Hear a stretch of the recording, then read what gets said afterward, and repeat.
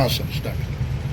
આજે પંચમહાલ જિલ્લાના ઘોઘંબા તાલુકાની મુલાકાતે હતા અને ત્યાંથી પરત ફરતી વખતે છોટાઉદેપુર જિલ્લાના જિલ્લા પ્રમુખશ્રી, ઉપપ્રમુખશ્રી અને અહીંના આગેવાનો સાથે સંગઠનના આવનારા દિવસોના સંગઠન મજબૂત બનાવવાને લઈને આવનારી તાલુકા, જિલ્લા અને નગરપાલિકાની ચૂંટણીઓને લઈને એક ચર્ચા માટે અમે બેઠા હતા અને ખૂબ સારા યુવાન આગેવાનો પણ ઘણા આમ આદમી પાર્ટીમાં આવનારા દિવસોમાં જોડાવાના છે અને સરપંચો પણ ઘણા ઇચ્છુક છે. ત્યારે આવનારી તાલુકા, જિલ્લા પંચાયતની તમામ બેઠકો પર આમ આદમી પાર્ટીના પોતાના સ્વતંત્ર ઉમેદવારો રહેશે અને પૂરી તાકાતથી આમ આદમી પાર્ટી પૂરા ગુજરાતમાં લડશે અને અમને પૂરી આશા અને અપેક્ષા છે કે આવનારા દિવસોમાં તાલુકા, જિલ્લા પંચાયતોમાં પરિવર્તન આવશે અને ઘણી ખરી જિલ્લા પંચાયતો, તાલુકા પંચાયતો અને નગરપાલિકામાં આમ આદમી પાર્ટીની સ્વતંત્ર બોડી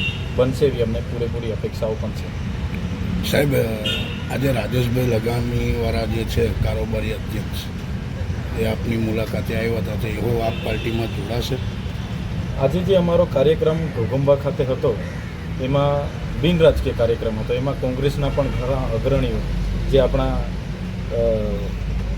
પૂર્વ મંત્રી, કેબિનેટ મંત્રી, જે કાયદા મંત્રી હતા જાંબુઘોડાના, એ પણ અમારી સાથે હતા. ઘણા કોંગ્રેસના આગેવાનો, ઘણા ભાજપના આગેવાનો, જે લોકો સમાજની સાથે અન્યાય થતો હોય કે કોઈ પણ વર્ગ સાથે અન્યાય થતો હોય અને પોતાનો અવાજ ઉઠાવવા માગતા હોય છે, એવા ઘણા લોકો અમારી સાથે આજે હતા.